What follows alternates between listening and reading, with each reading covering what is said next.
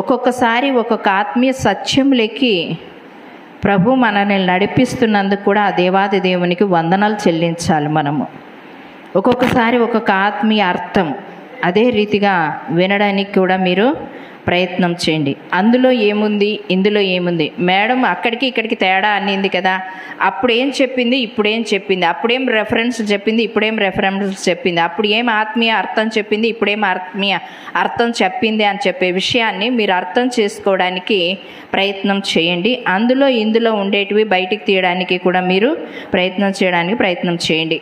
అపోస్తుల కార్యము 9వ అధ్యాయము 36వ వచనం నుంచి 42వ వచనం వరకు స్పష్టంగా పరిశుద్ధ వాక్యాన్ని చదివేటువంటి వారు స్పష్టంగా చదవాల్సిందిగా మనవి చేస్తూ ఉన్నాను. ఏ తప్పులు లేకుండా, కొమ్ములు కామాలు విడిచిపెట్టకుండా స్పష్టంగా చదవడానికి ప్రయత్నం చేయండి.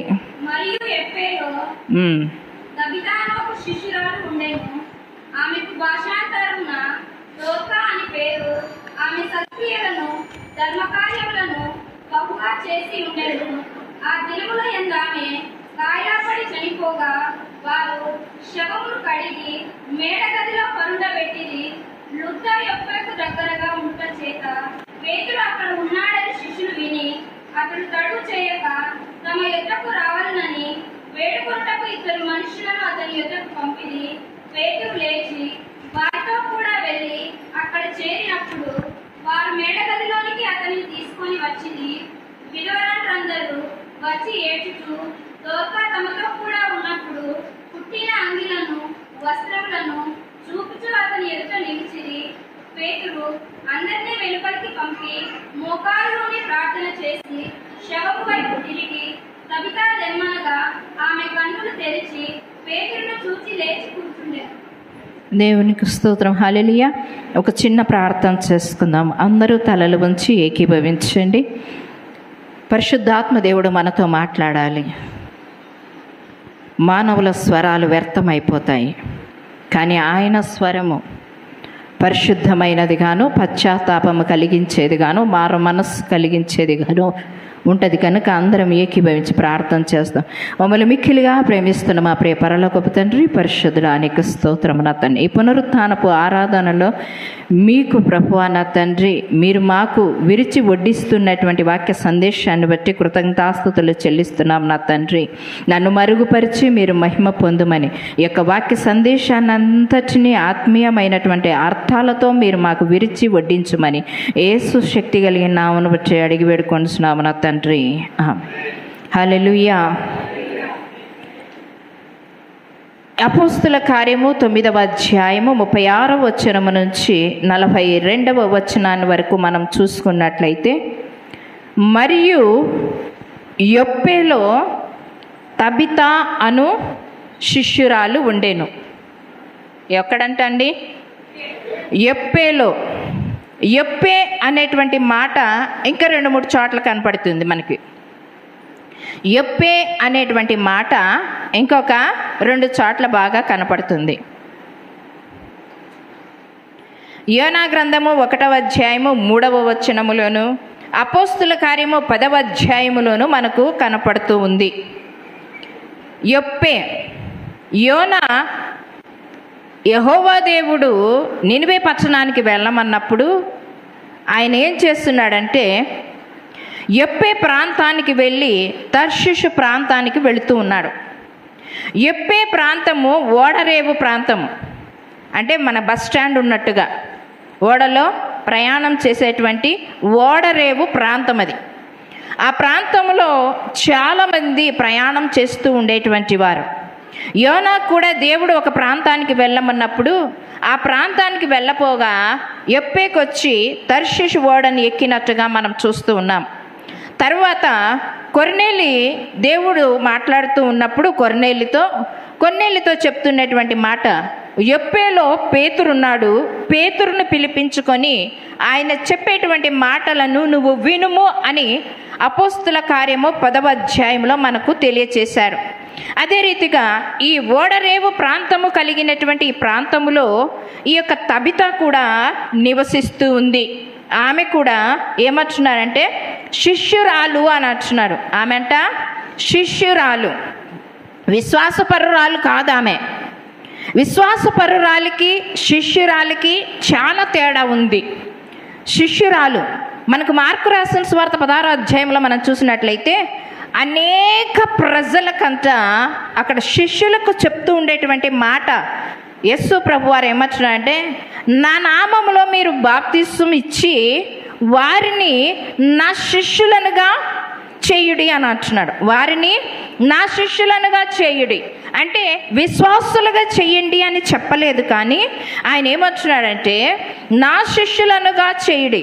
శిష్యులకి విశ్వాసులకి తేడా ఏముంది అని అంటే కనుక, విశ్వాసులు కేవలము ప్రార్థనకు వస్తారు, వింటారు, వెళ్ళిపోతారు, అంతవరకే. కానీ శిష్యులైతే కనుక వాక్యానుసారంగా జీవిస్తారు, వాక్యానికి విధేయులైతారు, ఆయన మాటను వినడానికి ప్రయత్నం చేస్తారు, ఆయన మాటకు లోబడడానికి ప్రయత్నం చేస్తారు, ఆయన స్వరము వినాలి అన్న ఆతృత కలిగి ఉంటారు, ఆయన చెప్పే ఆజ్ఞలను పాటిస్తారు, ఆ ఆజ్ఞల ప్రకారమే వారు నడుచుకుంటారు. వారు కుడికి కానీ ఎడమకు కానీ త్రొట్టిల్లకుండా ఆ వాక్యానుసారంగా జీవిస్తారు. వారు శిష్యులు. అంటే ఇప్పుడు తబిత ఎవరి శిష్యురాలంట? యేసు ప్రభు వారి యొక్క శిష్యురాలు అని అంటున్నాడు. మరి నీ శిష్యురాలుగా అనిపించుకొనుటకు, శిష్యురాలుగా పిలువబడుటకు, శిష్యురాలుగా నిన్ను నీవు అర్పించుకొనుటకు సిద్ధ మనస్సు కలిగి ఉన్నామా? మనము విశ్వాసులము కాదు, కానీ శిష్యులుగా చేయమని దేవుడు చెప్తున్నాడు. అనేకులను శిష్యులనుగా చేయుడి అని అంటున్నాడు. నిజమే, ఇక్కడ ఈమె ఆయనకు శిష్యురాలుగా ఉంది. ఎప్పే ప్రాంతంలో, ఓడరేవు ప్రాంతంలో, వ్యాపారము కలిగినటువంటి ప్రాంతంలో, వ్యాపార లావాదేవీలు కలిగినటువంటి ప్రాంతంలో, అధిక ధనికులు కలిగినటువంటి ప్రాంతంలో, అధిక ధనవంతులు కలిగినటువంటి ప్రాంతంలో ఈమె నివసిస్తుంది. కానీ అధిక ధనము మీద ప్రాధాన్యతనివ్వక, అధిక సంపాదన మీద ప్రాధాన్యతనివ్వక, అధిక వ్యామోహాల మీద ప్రాధాన్యతనివ్వక తను ఏం చేసిందంటే ప్రభువుకు శిష్యురాలుగా తన్ను తాను సమర్పించుకొని ఒక శిష్యురాలుగా పిలువబడాలి అన్న ఉద్దేశము కలిగినటువంటి స్త్రీ ఈమె. ఆ ఉద్దేశము, ఆ తపన మాత్రమే కలిగి ఉండేది కాదు, కానీ ఆ యొక్క శిష్యురాలు అని అనిపించుకొనుటకు ఆమె తగిన క్రియలు కూడా చేసింది. శిష్యురాలుగా పిలువబడమే కాదు, కానీ ఆమె తగిన క్రియలు కూడా చేసిందంట. క్రియలు లేని విశ్వాసము వ్యర్థము అని అంటున్నాడు. క్రియలు లేని విశ్వాసము మూర్ఖము అని అంటున్నాడు. అదే రీతిగా ఇక్కడ ఆమె శిష్యురాలు అని అంటున్నారు. తర్వాత ఆమె పేరుకు 2 పేర్లు కూడా ఉన్నట్టుగా మనం చూస్తున్నాం కదా. తబిత, తర్వాత దోర్కా. తబిత అంట, తర్వాత ఏమంటున్నారు? దోర్కా అని అంటున్నారు. చదవండి అక్కడ మనం చూసినట్లయితే. మరియు ఎప్పేలో తబితాను ఒక శిష్యురాలు ఉండెను, ఆమెకు భాషాంతరమున దోర్కా అని పేరు. ఆమె సత్క్రియలను ధర్మకార్యములను బహుగా చేసి ఉండెను. భాషాంతరమున దోర్కా, ఇది రాసుకోవడానికి మీరు ప్రయత్నం చేయండి. ఏమంటే తబిత అనగా ఇది అరామిక్ భాష. తబిత అనగా అరామిక్ భాషతో కూడినటువంటి మాట ఇది. అది సిరియా నామంలో వెల్లడయ్యింది అని అంటున్నారు. తర్వాత దోర్కా అనగా ఇది గ్రీకు నామము, అంటే గ్రీకు భాషలో పెట్టినటువంటి పేరు. తబిత అనేది అరామిక్ భాషలో పెట్టారు, దోర్కా అనేది గ్రీకు భాషలో పెట్టినట్టుగా మనము చూస్తూ ఉన్నాము. వీటికి అర్థాలు కలిగినటువంటిది. దోర్కా అనగా, తబిత అనగా ఏమంటున్నారంటే లేడీ లేక దుప్పి. లేడీ లేక దుప్పి అని అంటున్నారు. బాగా వినండి, ఏమంట? లేడీ లేక దుప్పి. తబిత అనేది అరామిక్ నామంలో వ్రాయబడింది, సిరియా యొక్క నామంలో అరామిక్ భాషలో వ్రాయబడింది. దోర్కా అనగా గ్రీకు నామంలో వ్రాయబడినట్టుగా, అంటే గ్రీకు భాషలో ఆ పేరు రాసినట్టుగా మనము చూస్తూ ఉన్నాం. ఈ రెండిటికి కలిసి దీనికి అర్థాలు ఏమి అని అంటే గనక లేడీ లేక దుప్పి అని అర్థం. లేడీ లేక దుప్పి అని అర్థం. మరి ఈ లేడీ అనేటువంటి మాటకి అర్థం ఇచ్చినటువంటి పేరు ఆమెకి నామకరణముగా ఉచ్చరించబడింది. ఆ పేరు ఆమెకి పెట్టబడింది. ఎందుకు ఆ పేరు పెట్టబడింది? ఆ పేరులో ఉన్న అర్థము కలిగినటువంటి గుణాలు ఈమెలో ఉన్నాయా? ఆ యొక్క లేడీలో ఉండేటువంటి గుణాలు ఈమెలో ఉన్నాయా అని మనం ఆలోచన చేస్తే నిజమే, ఆ లేడీ దుప్పిలో ఉండేటువంటి గుణాలన్నీ కూడా ఈ యొక్క తబితాలో ఉన్నాయి అని అంటున్నారు. బాగా జ్ఞాపకం చేసుకోండి.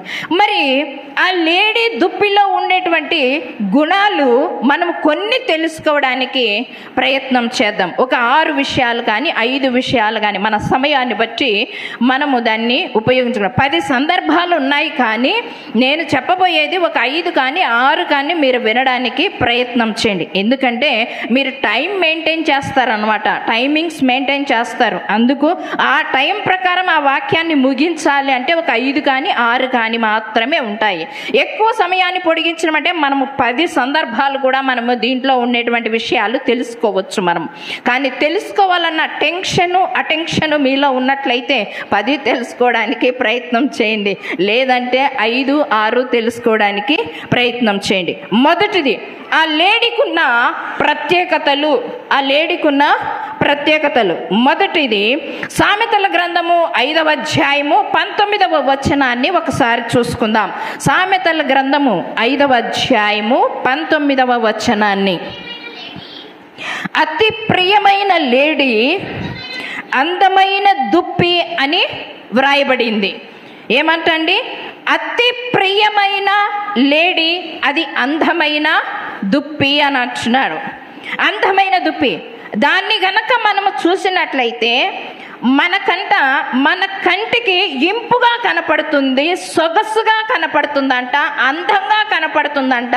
దాన్ని చూసినట్లయితే ఇష్టత ఏర్పడుతుందంట, దగ్గరికి తీసుకోవాలని, దాన్ని కౌగిలించుకోవాలని, దాన్ని ముద్దాడాలని, దాన్ని ఎంతగానో ఆదరించడానికి మన చెయ్యి ప్రయత్నం చేయడానికి ప్రయత్నం చేస్తాము అని అంటున్నాడు. అది అతి ప్రియమైనటువంటి లేడీ అని అంటున్నాడు. అతి ప్రియమైనటువంటి దుప్పి అని అంటున్నాడు. అతి ప్రియమైనటువంటి, అది సొగసుగా ఉంది, అది అందముగా ఉంది. దాని స్వరూపాన్ని చూస్తే మన మనస్సు చెల్లించిపోయి దాని మీద ఇష్టపడడానికి, దాని మీద ప్రేమను చూపించడానికి, దాన్ని ఆప్యాయంగా దగ్గరికి తీసుకోవడానికి, దాన్ని ఆప్యాయంగా ముద్దాడడానికి మనము ప్రయత్నం చేస్తాము అని అంటున్నాడు. నిజమే, ఆ దుప్పిని చూసిన వెంటనే, అంతటి సొగసైనటువంటి దాన్ని చూసిన వెంటనే మనము ఆకర్షితులమైనప్పుడు, క్రీస్తును ధరించినటువంటి నీవు, క్రీస్తు స్వారూప్యంలోకి మార్చబడినటువంటి నీవు, నీ మాట తీరు కానీ నీ ప్రవర్తనను కానీ ఇతరులను ఆకర్షించేదిగా, ఇతరుల మనసును ఊరటనిచ్చేదిగా, నీ యొక్క క్రీస్తు స్వారూప్యము వారు ప్రేమించే విధముగా, నీ మాటల కొరకు ఆతృత కలిగి ఎదురు చూసేవారుగా, ఆమె దగ్గరికి వెళ్ళి, ఆయన దగ్గరికి వెళ్ళి నేను మాట్లాడాలి, క్రీస్తు స్వారూప్యము ఆమెలో కనపడుతుంది, క్రీస్తు యొక్క సొగసు ఆమెలో కనపడుతుంది, ఆయనలో కనపడుతుంది. ఒక్కసారి వారితో నేను మాట్లాడినట్లయితే, ఒక్కసారి నేను వారితో నా బాధను పంచుకున్నట్లయితే, ఒక్కసారి నా విషయాన్ని వారికి చెప్పినట్లయితే ఒక ఊరట వస్తుంది, ఒక ఆదరణ వస్తుంది, ఒక నెమ్మది వస్తుంది. మరి క్రీస్తు స్వరూప్యాన్ని నువ్వు ధరించుకొని స్వరూప్యములోకి నువ్వు మార్చబడ్డావా? మార్చుకుంటున్నావా? ఇంకా మార్చుకోవాలిలే అని ఆలస్యము చేస్తూ ఉన్నావా? ఇక్కడ చెప్తున్నాడు, ఆ లేడీ అంట ఎంతో అందమైనది అని అంటున్నాడు. ఆ లేడీ అంట అతి ప్రియమైనది అని అంటున్నాడు. నీ ప్రియుడు అతి ప్రియుడు, ధవలవర్ణుడు, రత్నవర్ణుడు, అతి కాంక్షణీయుడు అని సూలమ్మితి గురించి అక్కడ మాట్లాడుతూ ఉండేటువంటి మాట. నీ ప్రియుడు అతి ప్రియుడు, ధవలవర్ణుడు, రత్నవర్ణుడు, అతి కాంక్షణీయుడు అని అంటున్నాడు. 10,000లో ఆయనను గుర్తింపు తగినటువంటి వర్చస్సు కలిగినటువంటి వాడు అంటున్నాడు అని అంటున్నారు. జ్ఞాపకం చేసుకోండి. నిజమే. రెండవది, అది మందలో కలిసి ఉంటుందంట, ఎప్పుడు ఒంటరిగా ఉండదు అని అంటున్నాడు.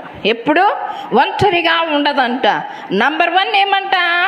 అతి ప్రియమైనది, తర్వాత అందమైనది అని అంటున్నాడు.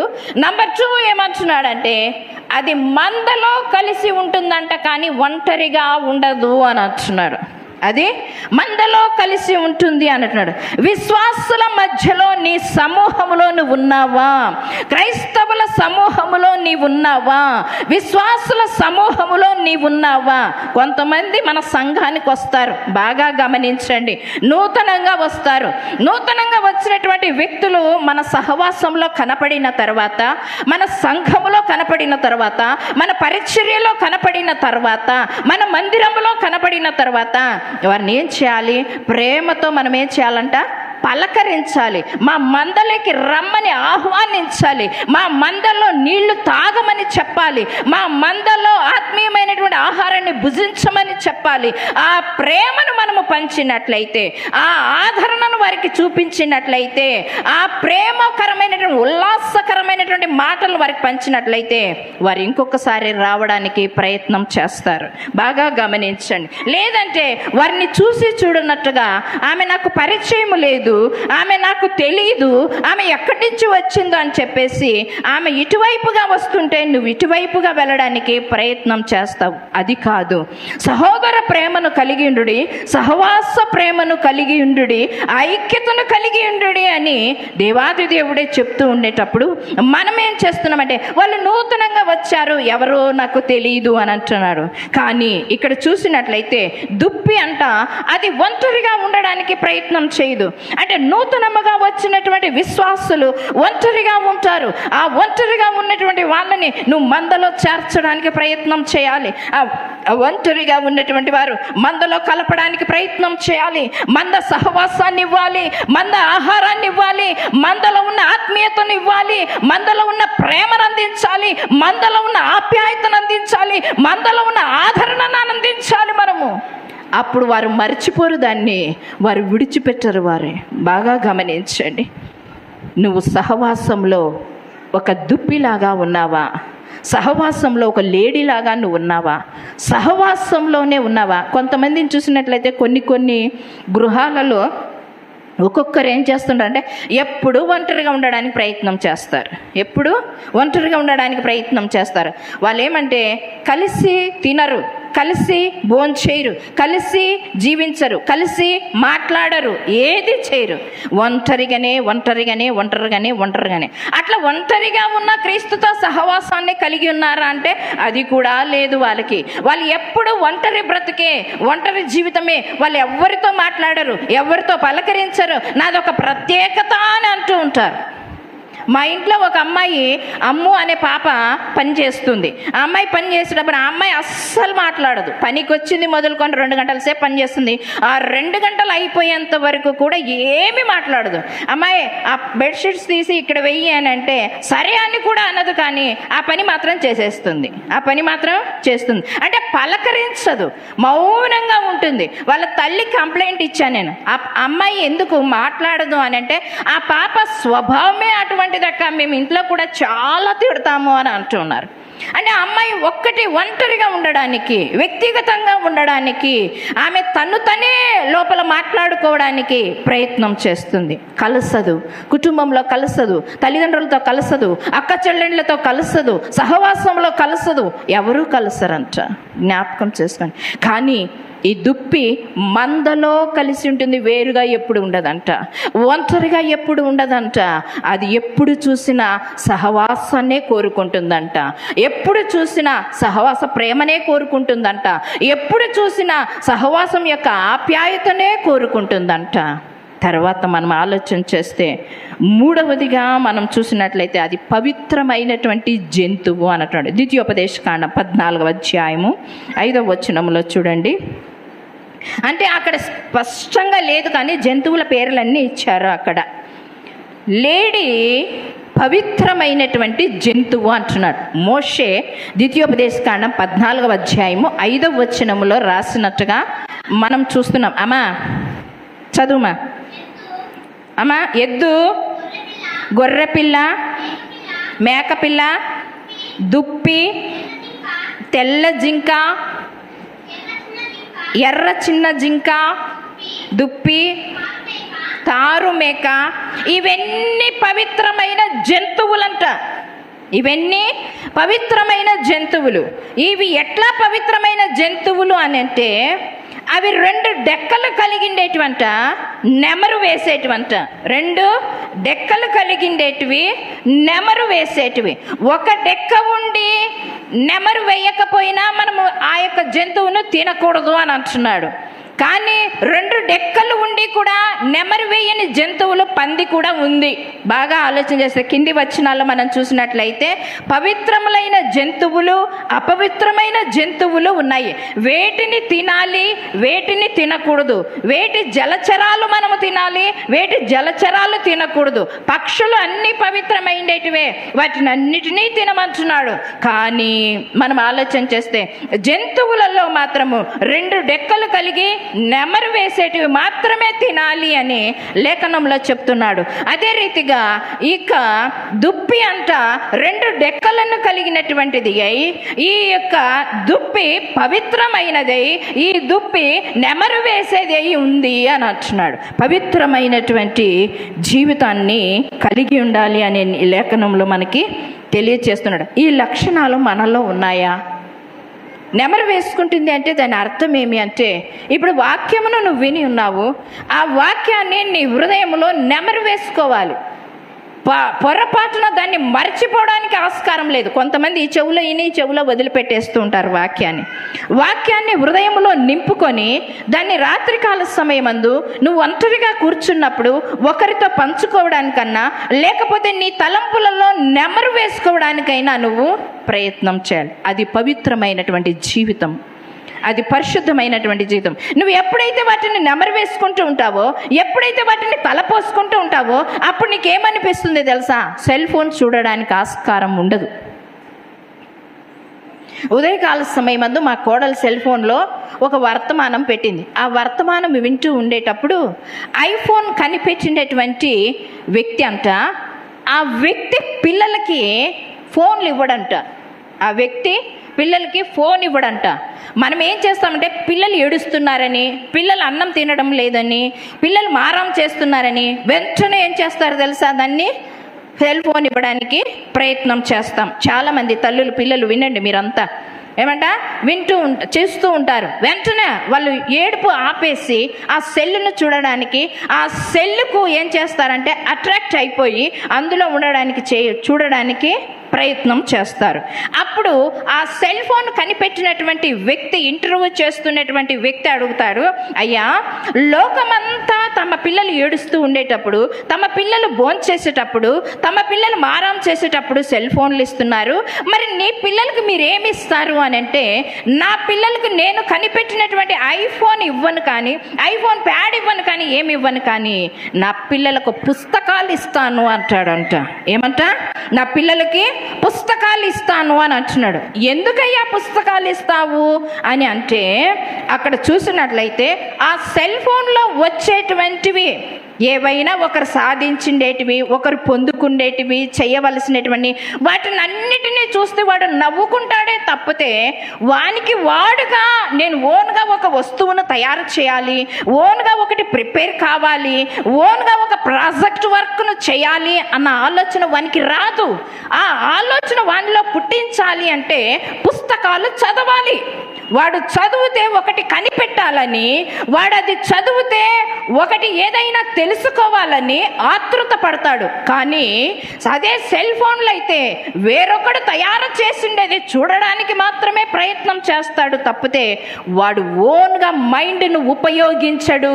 ఆ మైండ్ షార్ప్గా రావాలి అంటే ఈ పుస్తకాలు చదవాలి. అందుకే నా పిల్లలకి పుట్టినది మొదలుకొని వివాహం అయ్యేంత వరకు నేను కనిపెట్టిన సెల్ ఫోన్ కూడా వాళ్ళకి ఇవ్వలేదు, తరువాత వారికి అందించినట్టుగా చెప్తూ ఉన్నాడు. నిజమే, జ్ఞాపకం చేసుకొని మనము 15,000 పెట్టి కొంటాము, 30,000 పెట్టి కొంటాము, 40,000 కొంటాము, మన శక్తి సామర్థ్యాలను బట్టి కొంటాము. ఒక్కొక్కసారి బాగా గమనించినట్లయితే మా కూతురు కూడా అనింది, మమ్మీ నీకు యాపిల్ ఫోన్ కొనిస్తాను 75,000 అనింది. నాకొద్దు తల్లి, గుడ్ బై. దాన్ని వాడుకునే విధానం కూడా నాకు తెలియదు. మంచిగా ఉంటే ఒక 15,000 సెల్ ఫోన్ ఉంటే చాలు నాకు వాడడానికి, లేదంటే 10,000 సెల్ ఫోన్ ఉంటే చాలు, లేదంటే మన సంపద లాంటి వాళ్ళు వాడేసిన సెకండ్ హ్యాండ్ ఫోన్ అయినా నాకు చాలు అని అన్నాను. దేవునికి స్తోత్రం, హల్లెలూయా. జ్ఞాపకం చేసుకోండి. నిజమే, మనకొద్దు, మనకు వద్దే వద్దు. చెడిపోయేటువంటి వస్తువు వద్దురా సుమి. దుష్టునికి దూరముగా ఉండమన్నారు. దుష్టునికి ఏం చేయాలంట? దూరంగా ఉండాలి. ఇది చెడిపోయేటువంటి సెల్ ఫోన్ అని తెలిసి కూడా మనం ఏం చేస్తామంటే, ఆ పిల్లలు ఏం చూస్తున్నారో మనకు తెలియదు. ఇప్పుడు చూసినట్లయితే అసహ్యకరమైనటువంటి సెల్ ఫోన్లోనే ఉన్నాయి. చెత్త చెదారం అంతా, మున్సిపాలిటీ చెత్త అంతా దాంట్లోనే ఉంది. బాగా గమనించండి. ఆ చెత్తను తీసివేయడానికి ప్రయత్నం చేయండి, కానీ ఆ చెత్తలో నీ బిడ్డను కలపడానికి ప్రయత్నం చేయొద్దండి. దేవునికి స్తోత్రం, హల్లెలూయా. పవిత్రంగా ఉండడానికి, పరిశుద్ధంగా ఉండడానికి, నీ బిడ్డలను కూడా వాక్యపు పెంపకములో పెంచడానికి, వాక్యపు మార్గములో పెంచడానికి ప్రయత్నం చేయండి. తర్వాత 4వదిగా చూసినట్లయితే, లేడి చురుకుదనము కలిగినది. లేడి అంట చురుకైనది అని అంట. ఈ లేడి అంట చిరుత కంటే వేగంగా పరిగెత్తగలుగుతుందంట. చిరుత కంటే వేగంగా పరిగెత్తగలుగుతుందంట. అది చిరుతతో సమానంగా, అంటే అడవి జంతువులలో చిరుత చాలా ఫాస్ట్గా పరిగెత్తుతుంది అది, కానీ దానితో సమానంగా ఇది పరిగెత్తుతుందంటండి. దానితో సమానంగా పరిగెత్తుతుంది. అంతగా పరిగెత్తేటువంటి అది మనము జ్ఞాపకం చేసుకున్నట్లయితే చాలా చురుకుగా, అంటే చురుకుగా అంటే సాతాను ఎక్కడ వస్తుందో, విశ్వాసి అయినటువంటి నీవు కూడా, పేతురు భక్తుడు అంటున్నాడు, సాతాను గర్జించు సింహము వలె ఎవరిని మృంగుదునా అని చూస్తూ ఉన్నాడంట. వాటి నోళ్ళకి ఆహారంగా నువ్వు పడకుండా ఉండాలి అంటే మెలకువ కలిగి ప్రార్థన చేయమని కూడా చెప్తూ ఉన్నాడు. అదే రీతిగా నువ్వు షార్ప్గా ఉంటున్నావా? దావీదు రాసిన కీర్తనలో అంటున్నాడు, 42వ కీర్తన 1-2 వచనాల్లో చూడండి. దుప్పి నీటి వాగుల కొరకు ఆశపడినట్లుగా దేవా నీ కొరకు నా ప్రాణమును ఆశపడుచున్నది. జీవము గల దేవుని కొరకు తృష్ణగలుచున్నది. దేవుని సన్నిధిని నేనెప్పుడు వచ్చేదను? దావీదు మహారాజు అంటున్నాడు, అయ్యా నాకు వజ్రాలు కావాలి, వైడూర్యాలు కావాలి, రాజభోగాలు కావాలి, నాకు సింహాసనం కావాలి, ఇంకొక రాజ్యాన్ని నేను జయించి దాన్ని స్వాధీనం చేసుకోవాలని దేవుణ్ణి అడగలేదు. ఏమంటున్నాడు తెలుసా? దుప్పి నీటి వాగుల కొరకు ఆశపడినట్లుగా దేవా నీ కొరకు నా ప్రాణము ఆశపడుతున్నది. దుప్పి నీటి వాగుల కొరకు ఎందుకు ఆశపడుతుంది? దుప్పి నీటి కొరకు ఎందుకు ప్రాధాయపడుతుంది? దుప్పి నీటి కొరకు ఎంత దూరమైన పరిగెత్తుతుందంట చురుకుదనముగా. దుప్పి ఎంత దూరంలో ఉన్న నీటినైనా అందుకోవడానికి వెళుతుందంట. ఎందుకు అని మనం ఆలోచన చేస్తే, దుప్పి పరిగెత్తుతూ ఉండేటప్పుడు మానవులమైనటువంటి మీరు కానీ ఆ దుప్పి కానివ్వండి పరిగెత్తుతూ ఉన్నప్పుడు మన దేహంలో ఉన్నటువంటి చెమట అంతా ఏమైపోతుందంటండి, శరీరం మీదకి వస్తుంది కదా. ఆ శరీరం మీదకి వస్తుంది. ఆ దుప్పి కూడా వేగంగా పరిగెత్తుతూ ఉండేటప్పుడు అంట, బాగా గమనించండి, ఆ దుప్పి వేగంగా పరిగెత్తేటప్పుడు దాని చెమట బయటికి వచ్చినప్పుడు ఆ చెమట యొక్క దుర్వాసనను చిరుత కనిపెడుతుందంట. చిరుత కనిపెడుతుంది. ఇక్కడ దుప్పి ఉంది, ఆ వాసనకి పసిగడుతుందంట. ఇక్కడ దుప్పి ఉంది. తనకు ఆహారము కొరకు అది వెళుతూ ఉండేటప్పుడు ఆ వాసనను పసిగట్టిన తర్వాత ఆ చిరుత అక్కడే కాచుకొని ఉంటుందంట. చిరుత అక్కడే కాచుకుని, అందుకు ఈ దుప్పి ఏం చేస్తుందంటే ఆ చిరుతకు ఆహారం కాకుండా ఉండడానికి ఏం చేస్తుందంటే అది వేగంగా పరిగెత్తి నీటి ప్రవాహము కొరకు ఎదురు చూస్తుందంట. నీటి ప్రవాహం ఎక్కడ ఉందా, ఎక్కడ నీటి గుంటలు ఉన్నాయా, నీటి కాలువలు ఉన్నాయా అని చూస్తుందంట. దాని నివాసము కూడా నీటి ప్రవాహము పక్కనే ఏర్పాటు చేసుకోవడానికి ప్రయత్నం చేస్తుంది. శత్రువు ఎప్పుడైతే వస్తుందో గబుక్కున ఏం చేస్తుందంటే ఆ నీటిలో దుంకి ఉండడానికి, భద్రపరచుకోవడానికి జాగ్రత్తగా ఉంటుందంట. ఎందుకంటే తన స్మెల్ చిరుతకు రాకుండా, పులులకు రాకుండా, అడవి మృగాలకు రాకోకుండా ఆ నీటిలో మునిగినప్పుడంట ఆ స్మెల్ బయటికి రాదంట, ఆ వాసన బయటికి రాదంట. ఇది దుప్పిలో ఉండేటువంటిది. ఇప్పుడు దావీదు భక్తుడు అంటున్నాడు, దుప్పి నీటి వాగుల కొరకు ఏ విధంగా అయితే ఆశపడి అంత దూరంగా ఉంది, అంత దూరంగా ఉంది, అంత దూరంగా ఉందని ఎంత పరిగెత్తిపోయి నీటి కోసము ప్రాకులాడుతుందో, దేవా వాక్యమనే నీటి కొరకు నేను కూడా అదే విధముగా పరిగెత్తుతున్నానయ్యా. వాక్యము కొరకు నేను తృష్ణ కలిగి ఉన్నానయ్యా. వాక్యము కొరకు నేను పరిగెత్తుతున్నానయ్యా. ఆ వాక్యం ఎక్కడ దొరుకుతుంది, ఆ వాక్యం అనే నీరు ఎక్కడ ఉంది అని నేను వెతుకుతున్నానయ్యా. దావీదు అంటున్నాడు ఆ మాట. నీ యొక్క వాక్యము కొరకు నేను తృష్ణ కలిగి ఉన్నాను దేవా. దుప్పి నీటి వాగుల కొరకు ఆశపడినట్లు, దేవా జీవము కలిగిన దేవుని కొరకు ఆశపడినట్లు, దేవా ప్రాణము కొరకు ఆశపడినట్లు, దేవా నాకేమీ వద్దు, ఈ రాజ్యం వద్దు, ఈ పతనం వద్దు, ఈ రాజ్య పరిపాలన వద్దు, ఈ యుద్ధాలు వద్దు, ఈ ఆభరణాలు వద్దు, ఈ సంపాదన వద్దు, ఏమి వద్దు, కేవలము జీవము కలిగిన దేవుని కొరకు, వాక్యము కొరకే నేను తృష్ణ కలిగి ఉన్నాను. నాకు అది చాలయ్యా, నాకు అది కావాలయ్యా. అది ఉంటే అన్ని ఉన్నట్లే నాకు అది కావాలి. దానికోసం వెతుకుతున్నాడంట దావీదు మహారాజు, దానికోసం వెంటాడుతున్నాడంట. అపోస్తులైన పౌలు రోమీయులకు రాసినటువంటి పత్రికల్లో కూడా పౌలు గారు చెప్తున్నటువంటి మాట, ఆత్మయందు తీవ్రత కలిగినటువంటి వారై మీరున్నారా అని అంటున్నాడు. చూడండి, రోమీయులకు రాసిన పత్రిక 12వ అధ్యాయము 11వ వచనంలో చూడండి. ఆసక్తి విషయంలో మాంద్యులు కాక ఆత్మయందు తీవ్రత గలవారై ప్రభువుని సేవించుడి. ఆత్మలో ఒక తపన ఉందా? ఆత్మలో ఒక ఆతృత ఉందా? ఆత్మలో ఒక తీవ్రత ఉందా? ఆత్మలో ఒక పరిశుద్ధాత్మని అగ్ని జ్వాల నీకుందా? దావీదుకుంది, పౌలుకుంది, మరి నీకుందా? పౌలు అంటున్నాడు రోమీయులకు రాసిన పత్రికలో, ఆత్మయందు తీవ్రత కలిగినటువంటి వారై ఉండాలి అని అంటున్నాడు. ఆత్మయందు పరిశుద్ధత కలిగినటువంటి వారై ఉండాలి. ఆత్మయందు ప్రజ్వలించేటువంటి వారుగా ఉండాలి. ఆత్మయందు రగల్చే వారుగా ఉండాలి. ఆత్మయందు జ్వాలను పుట్టించే వారముగా ఉండాలి అని అంటున్నాడు. అటువంటి ఆసక్తి నీలో ఉందా? అటువంటి ఆతృత నీలో ఉందా? అటువంటి తృష్ణ నీలో ఉందా? దావీదు అంటున్నాడు, నాకు ఆ తృష్ణ ఉంది. వాక్యము కొరకు తృష్ణ ఉంది, వాక్యము కొరకు పోరాటం ఉంది, వాక్యము కొరకు పరిగెత్తేతనం ఉంది, వాక్యము కొరకు జీవము కలిగిన దేవుని కొరకు నా ప్రాణం ఆశపడుతూ ఉంది. నా ప్రాణం దాని కొరకే ఉందయ్యా. నా ప్రాణం వేటి కొరకో కాదు, వేటి సంపాదన కొరకో కాదు, వేటినో సద్వినియోగం చేసుకోవాలని కాదు, కేవలం వాక్యము కొరకే అయ్యా. వాక్యము కొరకే. దావీదు మహారాజు ఎంత దీనంగా ప్రార్థన చేస్తున్నాడో ఒక్కసారి ఆలోచన చేయండి. ఆయనకు అన్నీ ఉన్నాయి, అన్ని సమస్తమును ఉంది. కూర్చొని కూడా భోంచేసేటువంటి స్థితి కూడా చాలా ఉంది.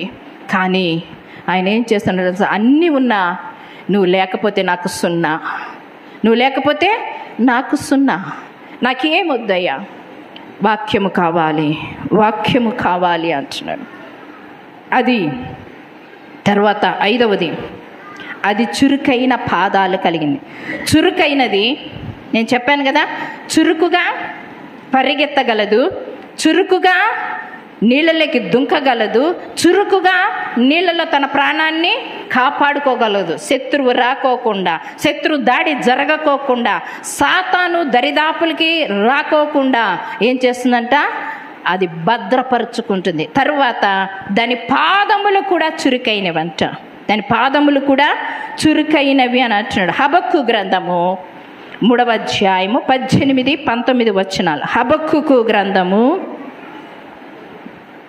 నేను యెహోవా యందు ఆనందించేదను, నా రక్షణకర్త అయిన దేవుని యందు నేను సంతోషించేదను.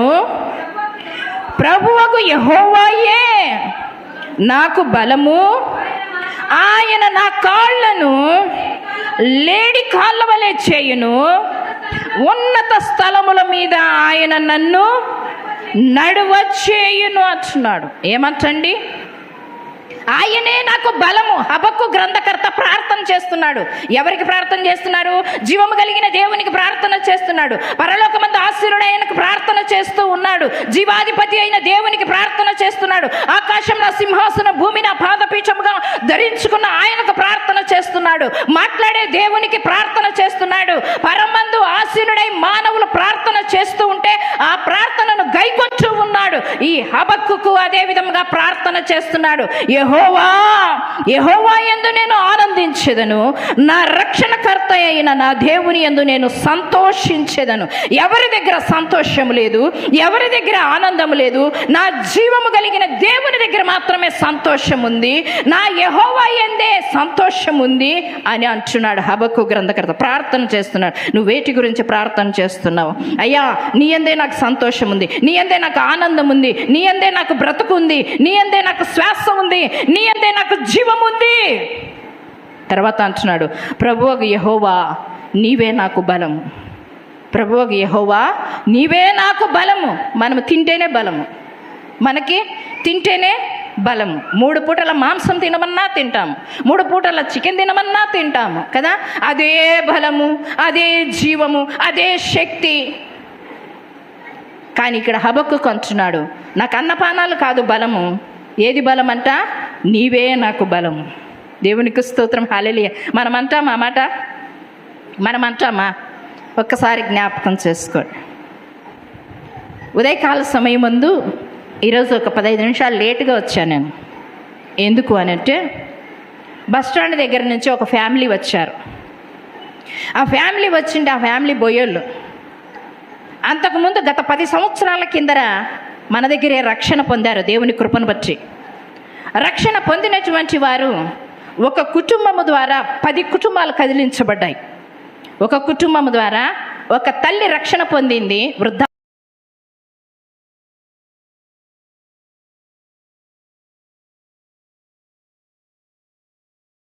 నడిపించిన తర్వాత అదే మందిరానికి, ఫిలదెల్ఫియా మందిరానికి వస్తున్నటువంటి ఒక వ్యక్తి ప్లాట్ల బిజినెస్ చేస్తాడు. ఆ ప్లాట్ల బిజినెస్ చేసినప్పుడు అక్కడ కొంచెము డబ్బు ద్వారా అవకతవకలైనాయి.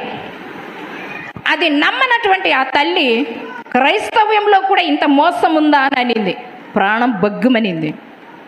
క్రైస్తవ్యంలో కూడా ఇంత మోసం ఉందా అని చర్చి మానేసింది. కుటుంబీకులందరినీ మానేపించింది. ఎవరూ రాలేదు. నేను చాలా బాధపడ్డాను. అమ్మ, ఎవరో మోసం చేస్తే చర్చి ఏం చేసింది, దేవుడు ఏం చేసినాడు? ఒక్కసారి జ్ఞాపకం చేసుకో. మానవుల హృదయము మోసపూరితమైనటువంటి హృదయమే. మానవుల హృదయము అచంచలత్వము, మానవుల హృదయం చంచలత్వం లేనటువంటిది. కనుక నువ్వు ఆలోచన చేయదు. ఈ లోకమైనటువంటి ఆశలకే ఎక్కువగా, ఈ లోకమైన సంపదకే ఎక్కువగా ఆశ చూపిస్తారు అని అన్నప్పుడు, లేదమ్మా నేను ఇంక రాను చర్చికి, ముఖం మీదే చెప్పేసింది. సరే అని 10 సంవత్సరాలు ఆ కుటుంబం కొరకు ప్రార్థన చేస్తే గత 2 వారాల నుంచి ఆ కుటుంబాలు కదిలించబడ్డాయి. దేవునికి స్తోత్రం, హల్లెలూయా. నీ ప్రార్థన ఎప్పటికీ వ్యర్థము కాదు. ఇప్పుడు జవాబు రాకపోయినా కొన్ని సంవత్సరాలకైనా జవాబు వస్తుంది. ఉదయకాల సమయం ముందు మేము తప్పు చేశాము, ఆ దేవుణ్ణి విడిచిపెట్టేసి వారు ఏ దేవుణ్ణి ఆరాధన చేశారు అని అంటే, ఓం శాంతి అనేటువంటి ఆరాధన వాళ్ళు చేశారు. ఇంతవరకు సమాధానం లేదు, నెమ్మది లేదు. నా పిల్లలు చిల్లావందరూ అయిపోయినారు, నా పిల్లలు నాకు మాట వినడం లేదు. అంతవరకు ఆమెకు లోబడినటువంటి వారు, అంతవరకు పెళ్ళిళ్ళైనా, వారి పిల్లలకు పెళ్ళిళ్ళైనా ఆ తల్లికి లోబడినటువంటి వారు. కానీ ఎప్పుడైతే దేవుణ్ణి విడిచిపెట్టారో, ఎప్పుడైతే దేవునికి దూరమయ్యారో, మాట్లాడే దేవునికి దూరమయ్యారో, దయ్యాలకు దగ్గరయ్యారో, అప్పుడు వెంటనే కుటుంబం అంతా చిల్లావిందరం అయిపోయి ఎవరి కొద్ది వాళ్ళు వెళ్ళిపోయారు. ఇప్పుడు మరలా తెలుసుకొని గత 3 వారాల నుంచి మందిరావరణానికి నడుస్తూ ఉన్నారు. ఉదయకాల సమయమందు అమ్మ ఇక్కడ ఉండడం లేదు అని ఆ శాంతి కుమారి పాస్టర్ని అడిగినప్పుడు, ఆమె ఇంకొక సంఘంకి అక్కడికి వెళుతూ ఉన్నారు అని అన్నప్పుడు, ఎన్ని గంటలకు వెళ్తారంటే 9 గంటలకు వెళ్తారంటే 8:30కి వచ్చి కూర్చున్నారు మా ఇంటి దగ్గర. మాట్లాడాలి, ఆమెతో సమాధాన పడాలి, మేము పాపాన్ని ఒప్పుకోవాలి, విగ్రహారాధనను విడిచిపెట్టామని ఆమెకు చెప్పాలి, ఆమెతో మేము ప్రార్థన చేయించుకోవాలని కాసేపు కూర్చొని వాళ్ళు ప్రార్థన చేయించుకొని వారి బాధనంతా విన్నవించుకున్నారండి. దేవునికి స్తోత్రం, హల్లెలూయా. నీ ప్రార్థన ఎప్పటికీ వ్యర్థం కాదు. నీ ప్రార్థనకు ఒకరోజు జవాబు వస్తుంది. హృదయపూర్వకంగా ఇతరుల క్షేమం కొరకు నువ్వు ప్రార్థన చేస్తే ఆ ప్రార్థనకు తప్పక జవాబు వస్తుంది. ఇతరుల చెడుపు కొరకు నువ్వు ప్రార్థన చేస్తే కనుక ఆ ప్రార్థనకు జవాబు ఎప్పటికీ రాదు. జ్ఞాపకం చేసుకున్నాడు. హబక్కు ప్రార్థన చేస్తున్నాడు, దేవా నీవే నాకు బలము, దేవా నీవే నాకు బలము. జ్ఞాపకం చేసుకునే తర్వాత అంటున్నాడు, నా కాళ్ళను లేడి కాళ్ళ వలె చేయును. ఉన్నతమైన స్థలములో ఆయన నన్ను ఎక్కింప చేస్తాడు. ఉన్నతమైన స్థలము. ఈ దుప్పి అంట 6 అడుగుల ఎత్తు ఉన్నా కానీ దాన్ని సునాయాసనంగా దుంకి అవతలికి వెళ్ళగలదంట. ఏమంట? సునాయాసనంగా దుంకి అవతలికి వెళ్ళగలదంట. బాగా జ్ఞాపకం చేసుకోండి. ఆ విధంగా వెళ్ళగలదు. తర్వాత అంటే నిట్టూరుగా ఉండేటువంటి స్థలాలను సహితం, అంటే కొండలను సహితము అది సునాయాసనంగా ఎక్కగలుగుతుంది. బాగా జ్ఞాపకం చేసుకోండి. ఇంకా కొన్ని ఉన్నాయి. మరలా దేవుని చిత్తం అయితే మరలా చూసుకోవడానికి ప్రయత్నం చేద్దాం. ఇది గమనించండి. ఈ లక్షణాలన్నీ ఏ లక్షణాలు? మొదట ఏం చెప్పాను? మొదట అతి ప్రియమైనది, అందమైనది. రెండవది మందలో ఉండేటువంటిది. మూడవది పవిత్రమైనది. నాలుగవది చురుకైనది. ఐదవది దాని పాదములు చురుకైనవి. చూడండి, బాగా గమనించండి. ఇంకా కొన్ని విషయాలు ఉన్నాయి. దేవుని చిత్తమైతే నెక్స్ట్ వీక్ నేర్చుకోవడానికి ప్రయత్నం చేద్దాం. తర్వాత ఈ యొక్క లేఖనాన్ని మనం చూసినట్లయితే ఈ తబితాలో ఈ గుణాలన్నీ ఉన్నాయంట.